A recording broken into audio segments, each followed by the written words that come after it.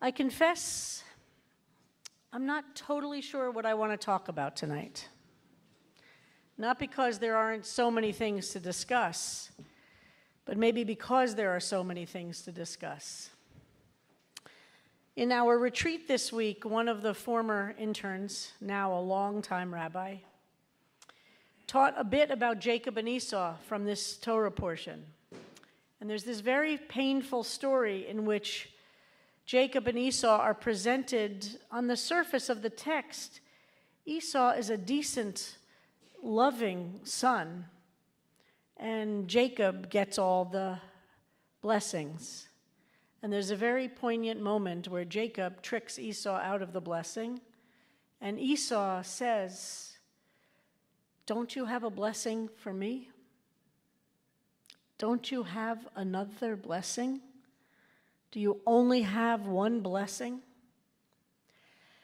I find that so deeply poignant, and of course, our tradition does somersaults to explain why Jacob is good and Esau is bad, but the surface story is quite poignant. And Esau's question, "Isn't there another blessing for me? Do you only have one blessing?" In the world in which we're in, it feels like this speaks so much to the place we are, which is, why is there only one blessing? Like, let's change the story. Why isn't there a second blessing? We live in a world now where the fight is not at all between Arab and Jew, between Muslim and Jews, between Arabs and Israelis, despite the way the story gets told. It is fundamentally, at the core, very much reflected here in the United States and around the world, a fight between extremism and those who believe in democracy. There are extremists on both sides or on all sides. There aren't even two sides. And there are those who believe in democracy on all sides. And we are experiencing the world as a zero-sum game, right? If you get, I don't get. And I speak on, and this is true. We see this bubbling in the United States. This is a fight against extremism. This is not a fight between Palestinians and Israelis, between Arabs and Israelis, between Muslims and Christians and Jews. In each of those camps, there are people who believe in democracy and shared society, and there are people who believe in the extremist version of who they are, where there is only one blessing, and that people owns the one blessing. I have been doing a lot of personal spiritual work to see how to expand in my own life and thinking and in my leadership here at CBST to understand that we don't have to have this either or, and we must reject it. And we have to have compassion for the enormous and deep pain that exists all over the place. It's pretty complicated to translate that into policy. Right? You could risk sounding so kumbaya that it's meaningless. You can risk sounding like all we are saying is give peace a chance. Well, that sounds awfully corny, but, I don't know. Maybe all we are saying is give peace a chance. On the other hand, we look at the realities in which human beings exist. Some of you heard Alon Lee Green from Standing Together speak while they have been in the United States. Omdim Biyachad, an organization of Palestinians and Israelis inside of Israel who are insisting on a shared future. And Sally Abed, who's one of the leaders, Palestinian, and Alon Lee Green, one of the leaders, Israeli, gay, Jewish, came on a tour. They're actually still in the United States, but they're not in New York anymore. And Alon Lee and Sally kept saying in the various speeches that they have, and we have some of them on recording, they said, this is not a theoretical issue for us. Alon Lee Green actually said, take all your debate about settler colonialism and the history of the establishment of the State of Israel and go to a library and write an academic paper. We are trying to create a future here with two peoples. This is not a theoretical exercise. It's how to create a future in which two peoples can live. And extremism is a disease in all the camps. Israel has the most racist, the most fascist, the most anti-democratic government ever in its history, led by somebody who is only too happy to stay in power as long as he can, because he knows when he's out of power, he's probably going to jail. And it's enormously painful to watch him be the face of Israel in this terribly difficult moment. And there are a group, hundreds and hundreds and hundreds of family members of hostages walking right now from Tel Aviv to Jerusalem, and most of them are demanding he resign. That's on our side, so to speak. And I hate even saying that. I don't even believe that side issue. Ben-Gvir and Smotrich, two of the ministers, they are absolutely committed to ethnic cleansing and transforming Israel to a theocracy, an Iran, a version in which there is the Jewish equivalent of Jewish law covering everybody's life. I'm not exaggerating here. People, I know I exaggerate. I'm just being descriptive. And Hamas is a force for evil in the world. No question about it. And if you want to know more about it, we're teaching a class, Rabbi James and I, starting on Monday night. This is not a liberation movement. These are not freedom fighters. And how can I most clearly explain the evil that Hamas is? In the 16 years it has had power in Gaza, has it built a single bomb shelter under an elementary school or a hospital or an apartment building? Not one. There is no place for a civilian in Gaza to go in the face of terrible bombing by Israel. No place. But they have built 300 miles of underground tunnels with electricity, air conditioning, fuel, and all food supplies for their militants, for the terrorists themselves. But they will not allow a single child, a single patient in a hospital to go into those tunnels to be protected. So, am I upset about bombing civilian areas? Absolutely. But why are the numbers so low on the Israel side? And I'm starting to sound like Hasbara, which is, for me, as a leftist critic of Israel, because and those of you who have been on trips with me to Israel know that when we went to Netiv HaAsara, the Moshav next to Gaza, or Nachal Oz, the elementary schools have above them a shelter so that a rocket cannot even reach the elementary school. Every single person that lives in those places have a safe room in their buildings. Of course, that safe room was not safe for infiltrators. It was safe, though, for a rocket hitting their house. Every single place has that access to shelters. We talk about shelters. So there's extremism here that has to be defeated. We have here in this country a curse of the one blessing version, right? Which is you're either for Palestinians or you're for Israel. You can't stand for Israelis who are suffering and stand for Palestinians who are suffering. And I reject that binary. We, in the queer community, in the LGBT community, have rejected the binary when it comes to so many things about gender, sexuality. We insist on nuance when it comes to the human experience of sexuality. But many in our LGBT community are embracing a binary view of what's happening now in Israel and Palestine. Many in our LGBT community are insisting that there is only one good guy and one bad guy, and the good guy is always the weak one, and the good guy is always the underdog, and the bad guy is always the powerful one and always the one who looks like they have more power. There is such a simplistic binary that has built, and the problem with it fundamentally is there is no way to solve a problem if you don't diagnose it correctly. And guess what? There are fantastic Israeli Jews and there are terrible Israeli Jews.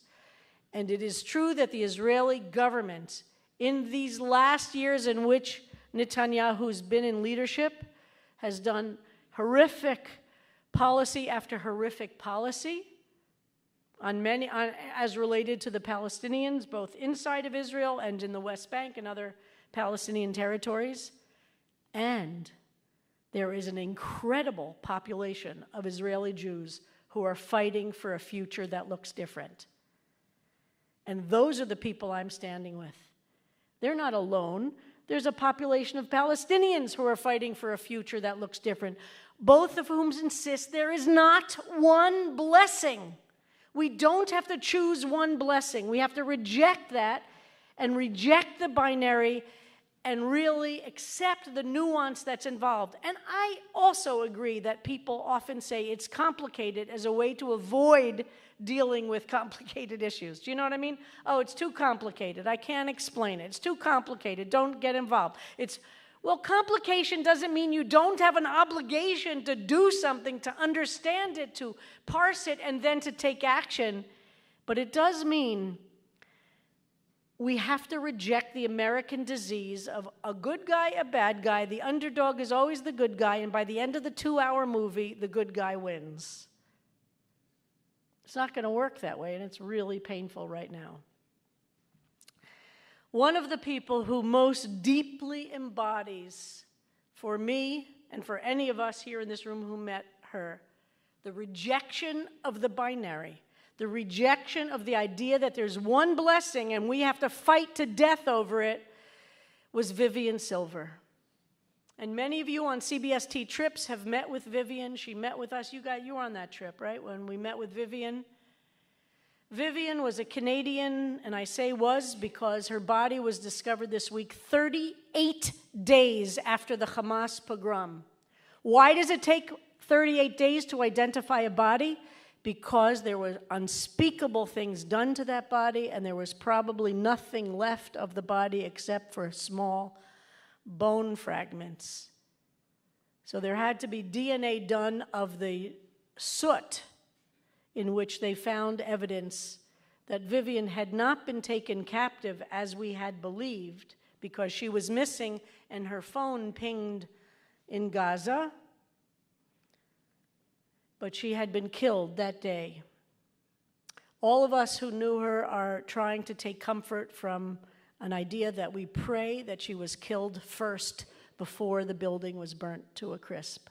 We know that many were burned alive because where bodies were existed, they found the soot inside the lungs.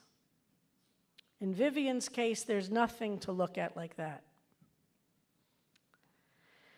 Vivian was buried yesterday, or what was left of it was buried yesterday in the kibbutz she came to 50 years ago with a bunch of other Canadian progressive Zionists, kibbutz Gezer. She couldn't possibly be buried at the kibbutz on which she lived because that kibbutz is a complete, it's Be'eri, and it's a 90, with her death, 91 people from Be'eri were killed. I think there were 400 people who lived there, if I'm not sure about that, but it's something like that. So what I want to do tonight, I want to argue that we must reject the binary when it comes to Israel-Palestine, reject the binary when it comes to who's the good guy and who's the bad guy, and I want to lift up Vivian as my mentor in how to do that. Would you play, Jason, a little bit of this video, about 10 seconds? This is from her funeral. And then I'd like you to leave after 10 seconds, just leave the frozen screen on. This is on kibbutz Gezer. הבוקר הנוראי של 7 לאוקטובר, מיד חשבתי עלייך ויvian. האם הם נכנסו לבארי הרי הבית שלך תמיד היה פתוח לרווחה. תמיד אמרת, אני לא נועלת את הדלת כדי שכולם יוכלו להיכנס. כתבתי לך שאני מקווה שהדלת הראשית נעולה. הצטערתי שאני לא יכולה לעזור, והזמנתי אותך אליי לעכו כשתהיה הפוגה. אמרת לי שאת בסדר, אבל שומעת רעש מחוץ לחלון הממ"ד. הבטחת לי שאם יהיה צריך בהחלט תבואי. הדקות עברו, וההודעות הבאות ששלחתי כבר לא קיבלו. Okay, so let's freeze the screen. Since I know most of you here don't speak Hebrew, I'm going to read this eulogy that this very famous and incredible Palestinian activist who lives in Akko, her name is Gadi Khani, and she's a very important activist in Israel for peace among Israelis and Jews, and she and Vivian worked together for many, many years. And you can hear the emotion in her voice, and I wanted you to see that image of her standing in front of the Israeli flag draped for Vivian's funeral as just a visual image of rejecting the binary. So these are the words translated by this incredible. Gadi is also a very important hero in Israel and very, very, very, very, very well known for her work. On the terrible morning of October 7th, I immediately thought of you, Vivian. Did they go into Be'eri, her kibbutz? Your house has always been wide open. You always said, I don't lock the door so everyone can come in. I wrote to you that I hope, and by the way, the speaker was speaking in Hebrew, although she's obviously, Arabic is also her native language. I wrote to you that I hope the front door is locked. I'm sorry that I can't help, I wrote to you that morning of October 7th, but I invited you to come to me in Akko when there was a respite. You told me that morning that you're okay, but you do hear noises outside the ma'amad, the safe room window. You promised me that if needed, you would definitely come to Akko and stay with me. The minutes passed, and the following message I sent were not answered. I imagined you in that safe room, in the house where I slept so many times. I trusted you because we all trusted you, because you could always be sure that you would be okay, because that's what you have given to all of us, the faith and hope that it's up to us to choose reality. 38 days in which we held on to the hope that you were there in Gaza, not far from us. We knew you would survive the ordeal. We knew that you would still tell us how even in the dark tunnels you continued to smile and support those around you. Evil is not driven out with darkness, you always said. Evil is driven out with more and more light. The tears are coming and never stopping. I wish you were here to comfort, to give light and hope like you always knew how to do. We are left here all hurting. Vivian, I met you more than 20 years ago. I saw in you mother and sister. The Canadian accent, the beautiful and kind eyes, your energy for action, the spirituality that surrounded you, and especially your faith in humanity. Vivian, you were a beacon to all of us. I loved you as if we knew each other from childhood, despite our age difference. You taught us all the most important lesson, to be a human being, to see the other, the weak, the one whose voice is not heard. Vivian, I stand here and I have no words. In the most threatening nightmares, we have never thought we'd reach such a day, that you were taken from us so cruelly. We are all shock victims. We are ignorant in the face of this massacre and the terrible disaster. What would you, Vivian, tell us to do now? How do we move on from here? I remember more and more moments with you in the unrecognized villages in the Negev for the Bedouin, how you would sit with the children and laugh, how you would work with the women in the employment centers, the volunteers, and of all the friends in the Bedouin community, in Women Make Peace, On the Way to Recovery, which is a program that Vivian was very involved in, which helped take Palestinians from Gaza Strip into Israeli hospitals. On the Way to Recovery, and in another voice, you always knew how to say the right thing. You knew how to embrace, contain, and smile in a way that bridges gaps and ideas in moments when we were all desperate. You had hope and optimism. You, who lived there under every rocket, experienced more than any one of us the rounds of fighting. You continued to believe. You knew that there was no other way, that it is impossible to accept operations and wars that only bring death.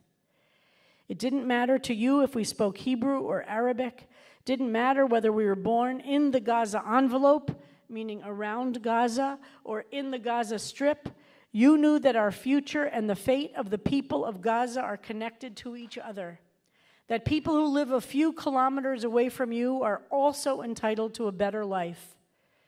Dear Vivian, if you could hear, I would like you to know that Hamas will not kill your vision. You cannot kill the compassion, the humanity, the solidarity, and the aspiration for a secure life. We must continue your path, the way in which everyone can live a good and safe life in this homeland, to ensure that the 7th of October will never be repeated.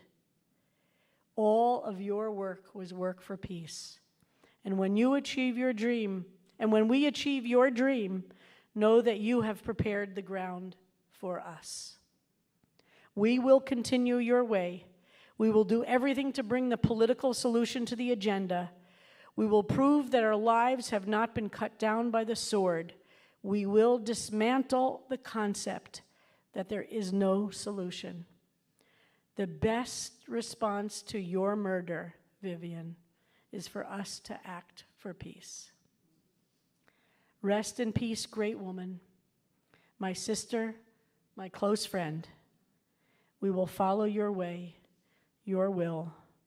My friend, you will be missed. Shabbat Shalom.